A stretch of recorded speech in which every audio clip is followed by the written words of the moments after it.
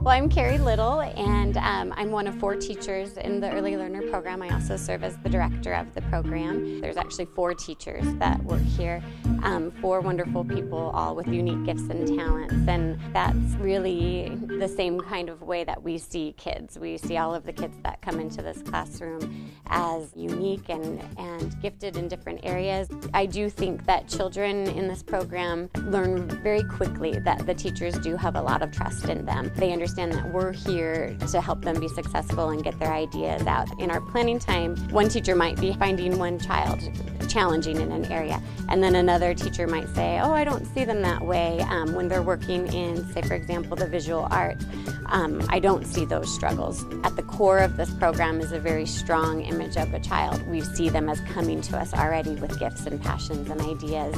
The goal is for them to be able to express their ideas in the most powerful and meaningful way for them.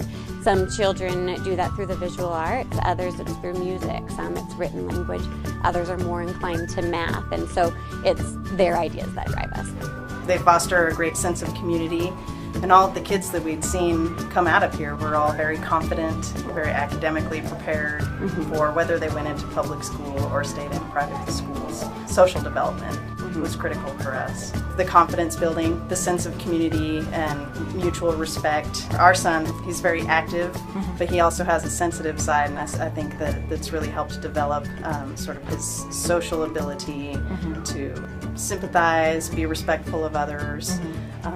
He's already learning to spell, so there's the academic benefit as well. It's fantastic.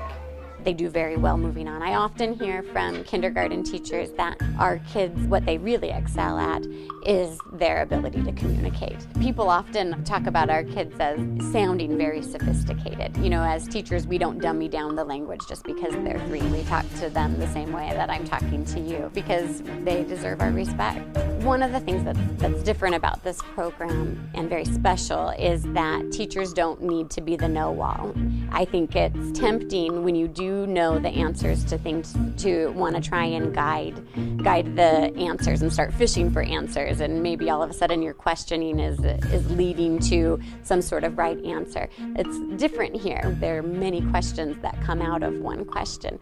For example, there were a group of kids working with plastic animals and having this argument about whether a shark could eat a whale or a whale could eat a shark.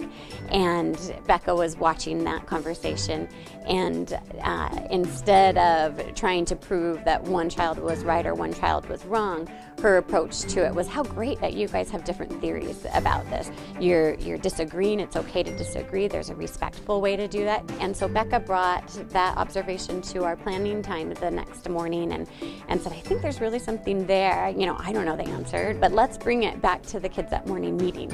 We wanted to highlight how cool is it that 2 people think differently.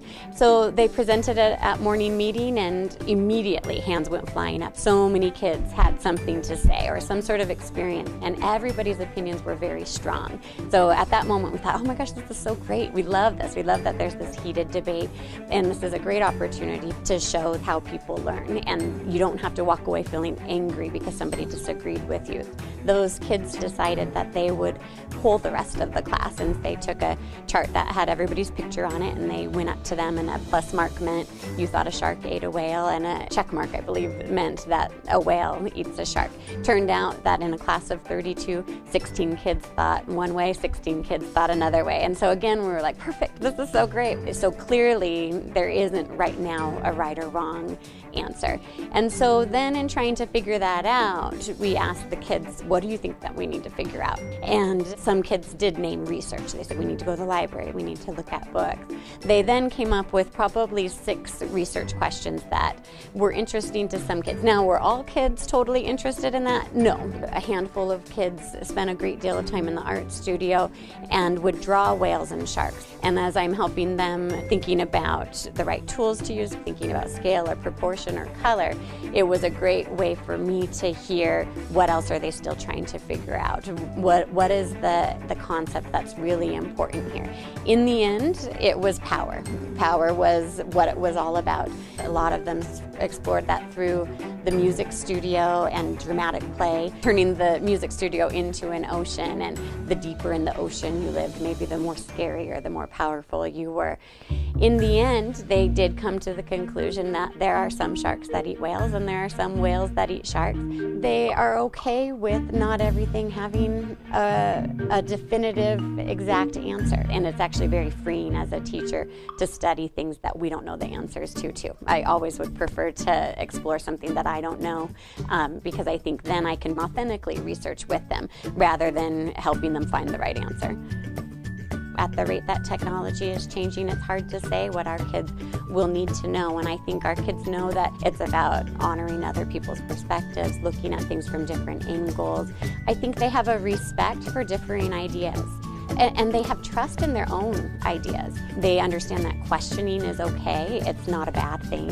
So I think they're very good at articulating a process, articulating a change in their thinking, and our kids, I think, see that as a really joyful, beautiful thing.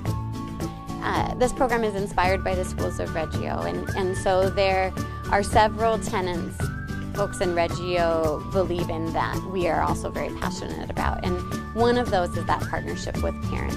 We believe in this program and think this program is exceptional, but it's only going to be exceptional if the parent trusts that it's a good fit. I know that kids leave this school with a great foundation in academics, but it may be hard to see your child spending a lot of time playing if you believe that the only way that children are going to learn is through dittos or a teacher up front. When you sit closely and see the interactions, you'll see that teachers are jumping at opportunities to understand more about what the kids are doing, but we're also looking for ways that we might present an academic opportunity. You know, that could look more formal, and it can also look very organic. So maybe kids are playing in the dramatics area and we hear them saying, "No cheetahs allowed." We might say, "Oh, do you need a sign?" If it's a child that we do know has some writing skills already, we may be asking them to sound out that sign and write it. If it's a child that we know writing is very new to, that might be the time where we write the sign, and then they're seeing, oh, written language is meaningful, it's powerful. Other people are getting information from this. So anytime that we can show a meaningful relationship between those academic skills and what they're doing, we will jump on that. And it's amazing how many opportunities present themselves every day. I believe the kids leave here with a really strong foundation in all areas. They do leave knowing that written language is powerful. They understand where math has a place in the real world. They have that desire to learn more. They have great questions. It's our job constantly to make sure that they are able to represent and express what they know, and they know a lot.